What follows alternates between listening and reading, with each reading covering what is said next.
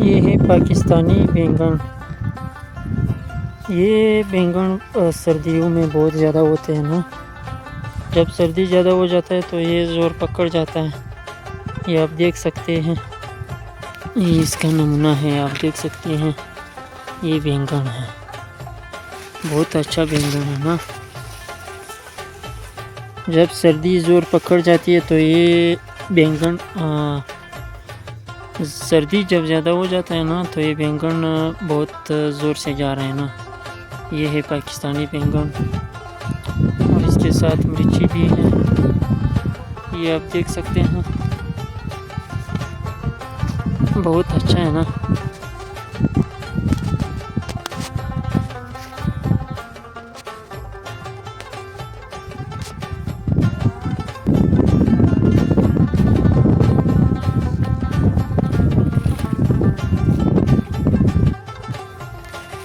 ये इसका फूल है, समझ गया।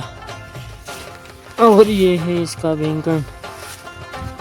अब कम से कम ये तो छोटे छोटे जगह ने ये बहुत ज़्यादा बैंगन करते हैं ना। जब वो आबाद खाद टाइम पे डाले ना, उसको थोड़ा दवाइयाँ ताकत की पोटाश ना, ये सब डाल दे तो ये ज़ोर पकड़ जाती है ना।